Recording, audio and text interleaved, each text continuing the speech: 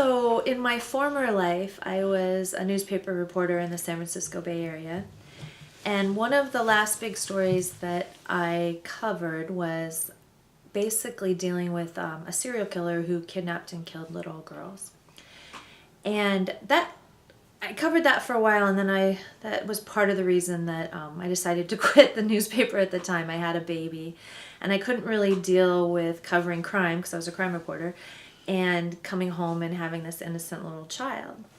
And so that story really haunted me.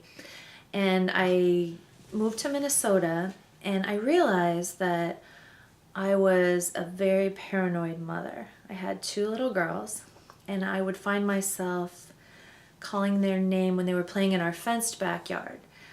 And I would make sure I was by a window where I could hear them, and I was checking on them, and I realized that it was very extreme behavior and that it wasn't good for them and wasn't good for me. And I have always dealt with anything in my life that has bothered me by writing, by keeping a journal, by putting it down on paper to get it out of my head. And so I thought, well, I will get this guy out of my head by writing about him. And I had carted this big giant box across the country that contained all my interviews with him, all my reporter's notebooks that had my conversations with him, and some letters he'd written me, and some newspaper articles I'd written about him. And so I thought, well, I'll write a true crime book about him and what he did and get him out of my head that way. And then I realized, well, the one story that I covered, the little girl that he kidnapped and I believed he had killed, he had never been convicted of that. He'd been convicted of another crime. And I thought, well, I can't write a true crime book saying he killed this little girl if he's never been convicted. That's just not going to fly. That's not going to work. And so I thought, well, I'll just write anyway for therapy and I'll make it fiction. So I sat down and started writing about this guy and writing about a reporter in the San Francisco Bay Area interviewing this guy. And really quickly, it took on a life of its own. It wasn't just the story I had lived. This character, her name is Gabriella Giovanni, she took on a life of her own and became kind of an alter ego. She's sort of the person that I might have been in another life. We're both Italian American, but she was raised around this giant Italian American family in the Bay Area, and I wasn't. My Italian family's all on the East Coast, and I was raised in California.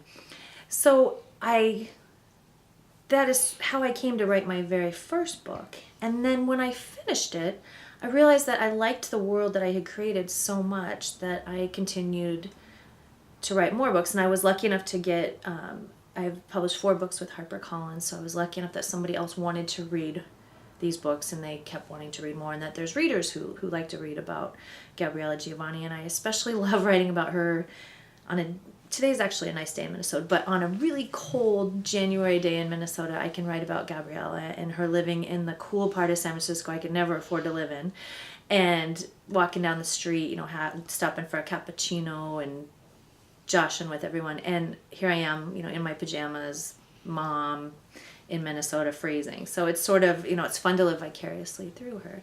So that is how I turned from journalism to fiction. May I ask about the roots of journalism? Yes. And that's funny because then it goes full circle. When I was little, I wanted to be a fiction writer. And I sat down and wrote a super boring small book about a little girl on a deserted island. And it was so incredibly boring and horrible and hard that I just put it aside. I said, I don't know how, I love to read, but I don't know how people write. I cannot make anything that is interesting at all. So I gave up on that dream, and then I went to college and I discovered journalism.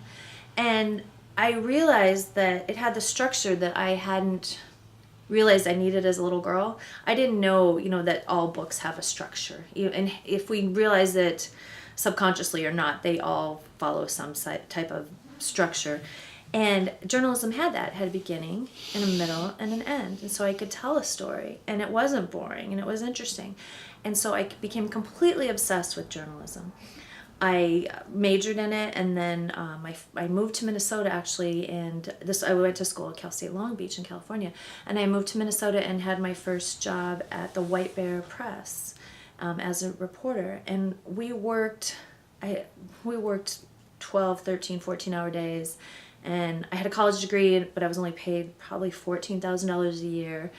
And I would stay at a meeting till midnight and then be back at 9. And I loved every single minute of it. It was a dream come true. It was so exciting and so much fun. And I remember my editor telling me, "You will never have a job in journalism that's this hard."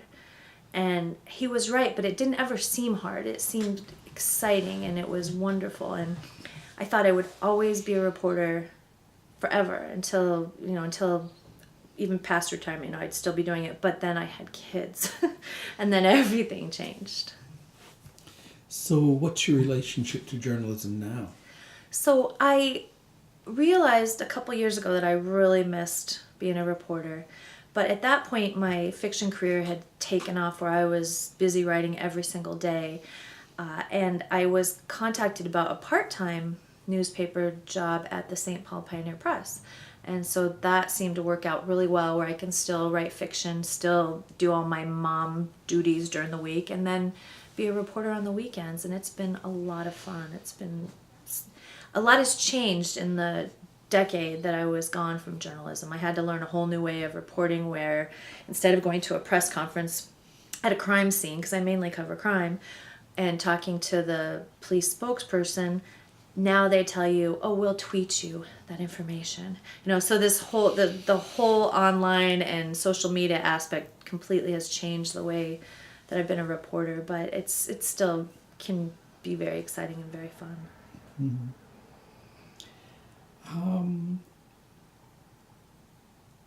Is there a serious difference between the story aspect of what you do as a journalist and a novelist? I'm thinking about the story you tell, which has no end. I mean, your serial killer story has no end until he confesses, until you get straight what happened to that little girl. It's not over. Mm-hmm. I'm wondering kind of if you feel it has a different way of working. Are you saying in fiction you can make it have an ending? Yeah, and in real life it isn't neatly it, wrapped up in real life sometimes? Well, yeah, I'm wondering if it's a decision you make, how neatly to wrap it up. Well, it's funny, when I was writing my first book, Blessed Are the Dead, and it was fiction, and I made him die.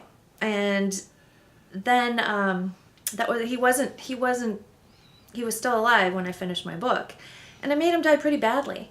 And then he did die in a very mild way for somebody who had done such atrocious things. He died of supposed natural causes. And so it is fun to manipulate the truth in fiction. I definitely, like I said, I do it as therapy, and I do it to make the story the way I want. I made justice be served in my books, and in life it isn't always. I remember the advice that Clarice Starling's supervisor gives to her when she goes to see Hannibal Lecter. Don't let him get inside your head. Yeah. Do these guys get inside your head? Yeah. Yeah, and that's why I was so messed up as a young mom. I tried not to let him, but what happened is the most disturbing part of talking to him was leaving the jail and realizing that I had sat there for an hour and had a conversation with him just like he was a normal person. Just like he hadn't just told me how he killed and molested children. And part of it was kind of selling a little bit of your soul to get him to tell me what was going on.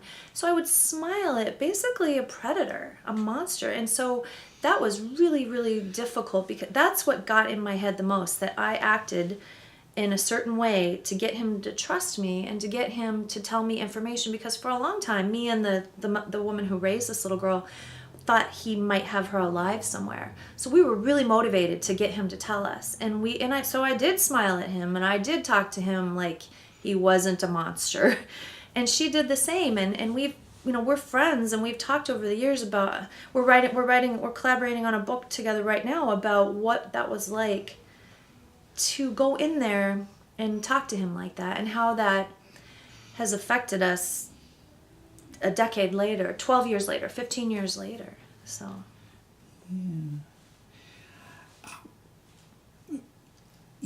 You describe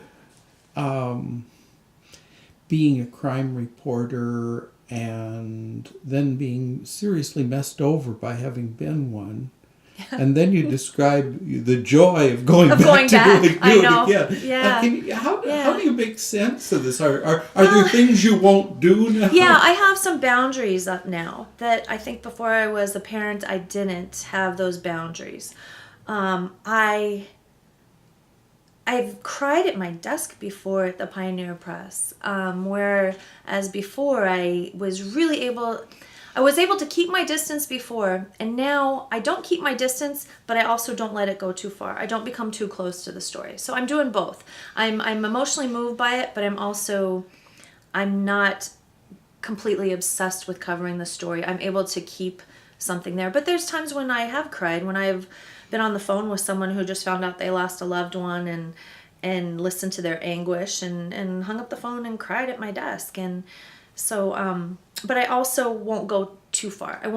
It's not my whole life. It used to be my whole life before. It was all I did. It was all I thought about. It was every minute all absorbing. And now I let it go. I am at work, and then I leave, and I come home to my family, and it's gone. So. So this is something you have control over.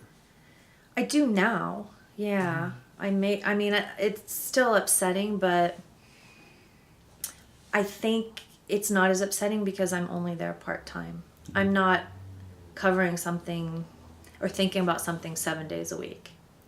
So there isn't a possibility of obsessing about it. You have 5 days where you're off. Exactly. And then you come back again.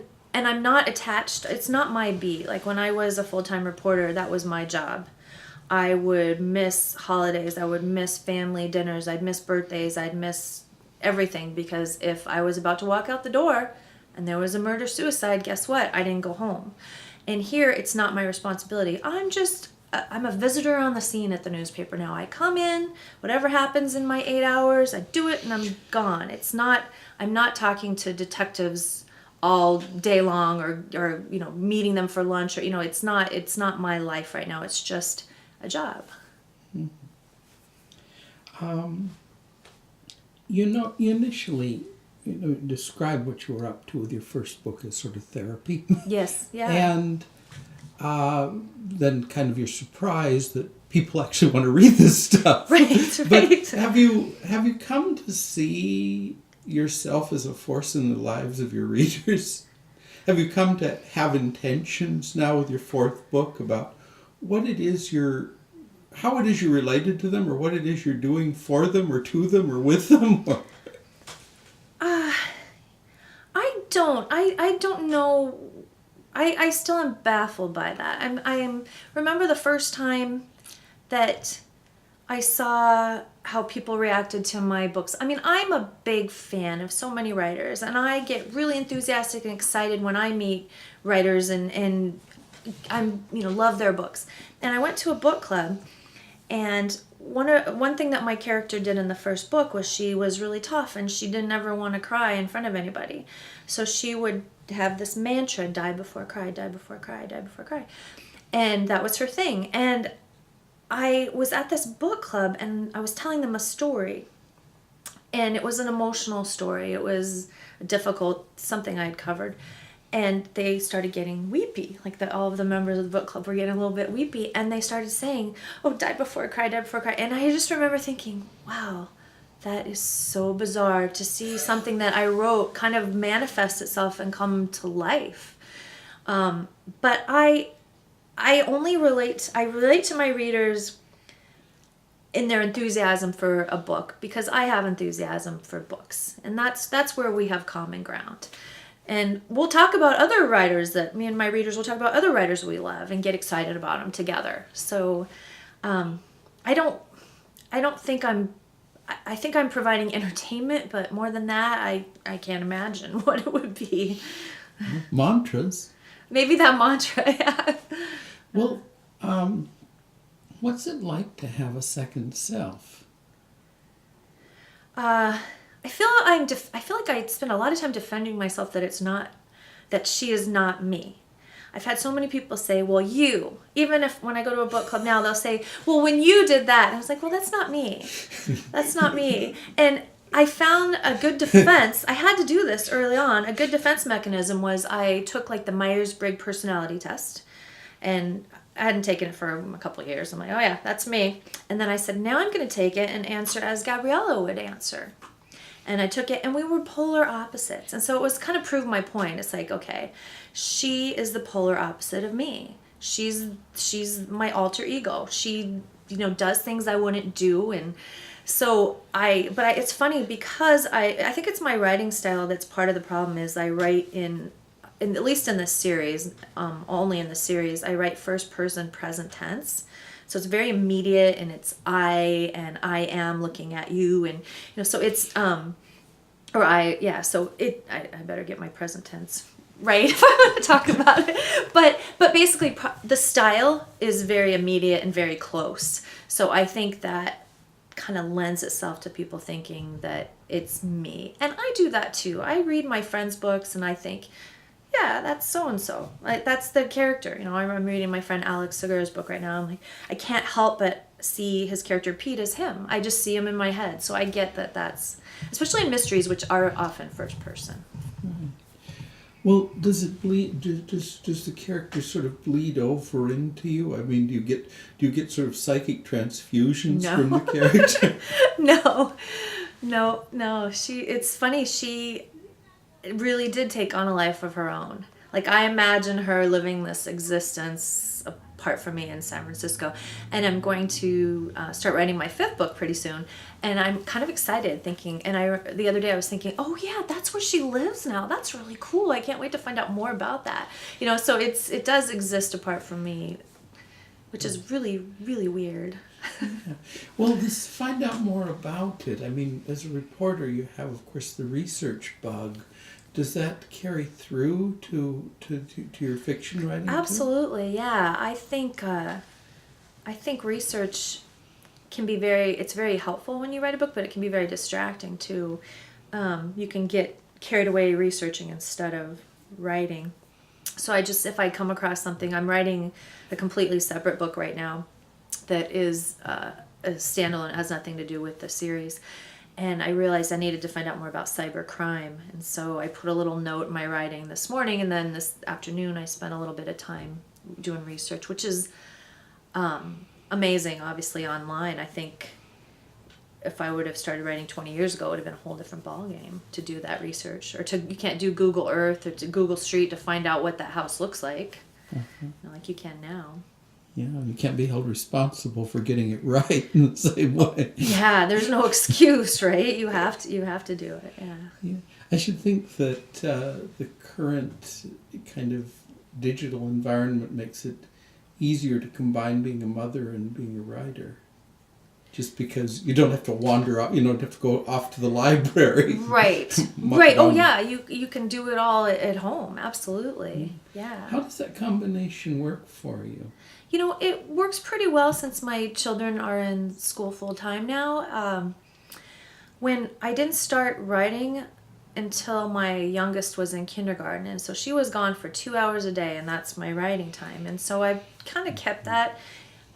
When they're at school, then I write, and then when they get home, then I'm full on mama mode. Taking them here and there and doing everything. So it's until the next, just like, I treat it 100% like a job. Here's my work hours, and that's when I work, and then I'm off work now and being a mom.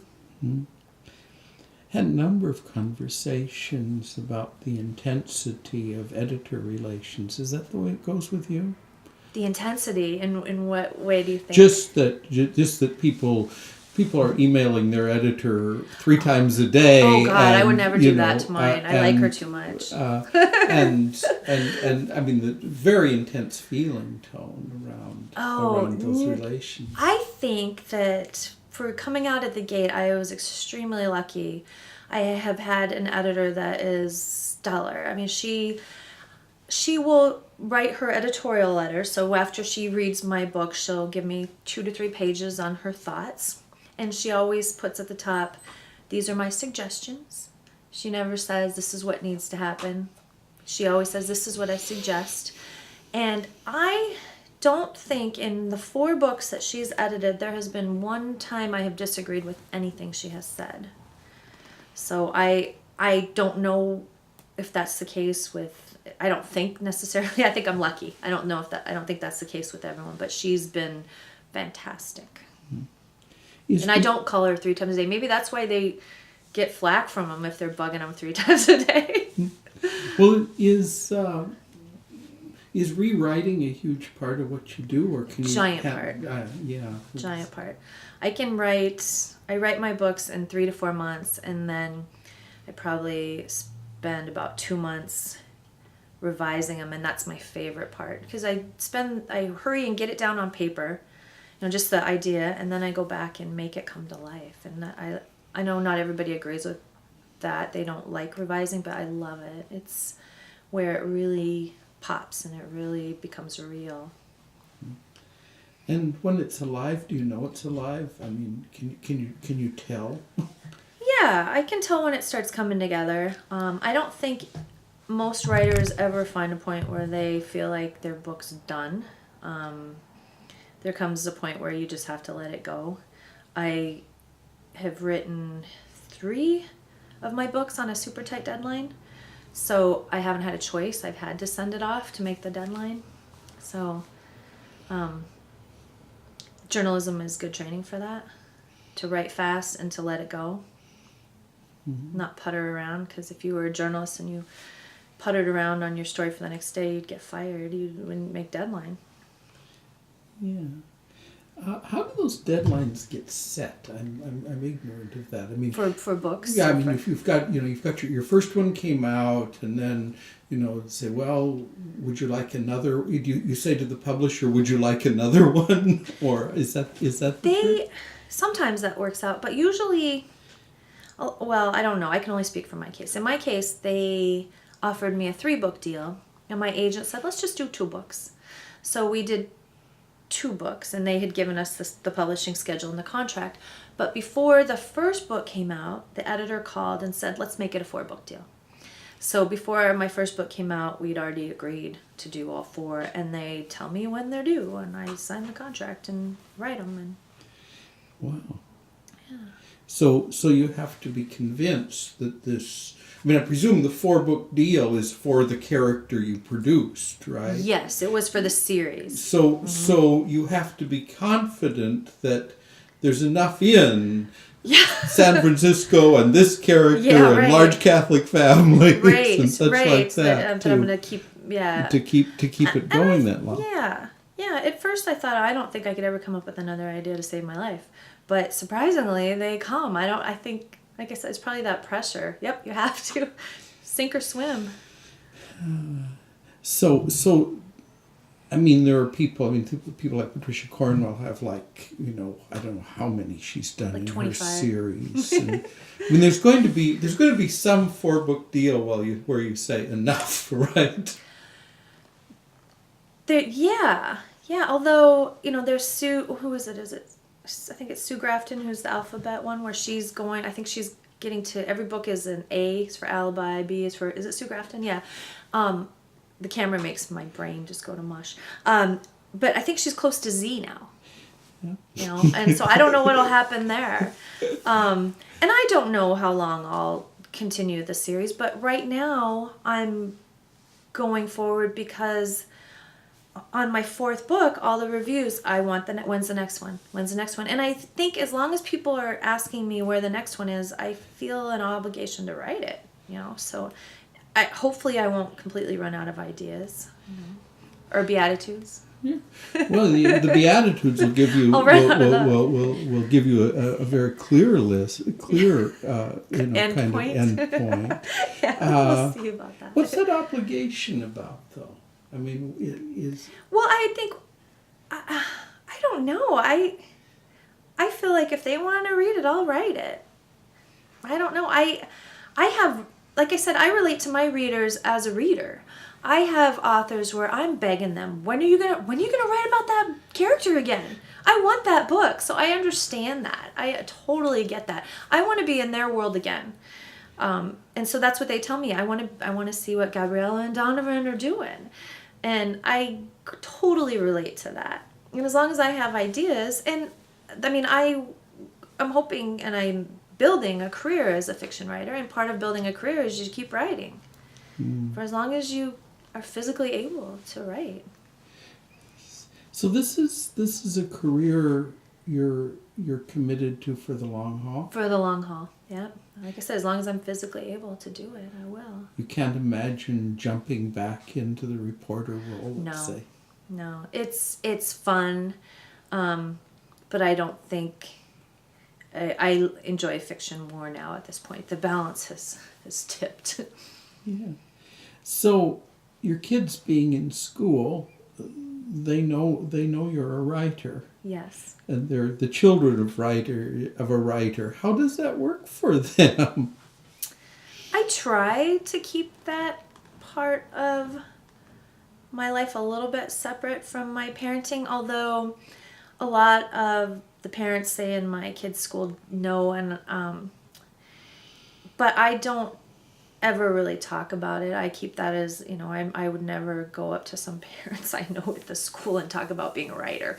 If they know, that's fine. But I just keep those worlds separate. I did have a weird moment. I wrote about it. It ran in the New York Times parenting blog a couple months ago. It was such a poignant moment with my daughter that I wrote about it and submitted it to this parenting blog, and it was exciting to run in the New York Times because obviously as a journalist I'd always wanted to have something I wrote run in the New York Times. But what happened was I was packaging these letters from this serial killer into little baggies with a piece of chocolate and one of my little cards because I was going to a writers' conference and I needed to pass out something. And so I was folding these and I thought, well, I'm going to do some of this stuffing of the little baggies when my daughter gets home from school and we can chat at the kitchen table and she can have a snack. And well, she came in and she was really distraught. And I said, what's wrong? And did you have a bad day? Well, I got this book in the library and it was really upsetting. And I said, oh, well, what was it about? Well, it was about this girl who died. And I said, oh, well, tell me more. And she said, well, it was how the girl died. And I kind of let her talk, and she said, she was coming home from school, and this guy grabbed her and killed her. And I said, oh. I said, did he put her in a hole in the ground? She said, yeah. And I said, oh, yeah, I know that book. And it was The Lovely Bones. And I was looking at my bookshelf. I was like, do we have that? And I said, I'm really, really sorry that you picked up that book and read it. I said, it's disturbing for adults. I know many, many adults who won't even read that book. It's really upsetting, and I'm so sorry. And she said, well, I stopped reading it when it got really bad. And I said, good, and I'm glad that you were able to self-censor and realize it was too upsetting for you. So then we sat down, and she kind of got over it, like, oh, my math test, and we sat down at the kitchen table, and she was eating her snack, and I'm putting these letters in. And she said, Mom, what are you doing? And I said, oh, I'm stuffing these things for this mystery conference. She's like, well, what's in the bag? And I said, well, my postcard and a piece of chocolate and letters from a bad guy. And she's like, oh. And she didn't really say anything, and I was just thinking, oh my goodness, I am basically putting letters from a guy who wrote to me, who did what the guy in the book she was reading did to little kids. And my world just went boom. And I didn't even know what to say. I was just struck, like, wow. It was such a poignant moment. And I remember when she was telling me about that book, I couldn't tell her people like that don't exist. That's not real. That's just a book. I didn't say any of that.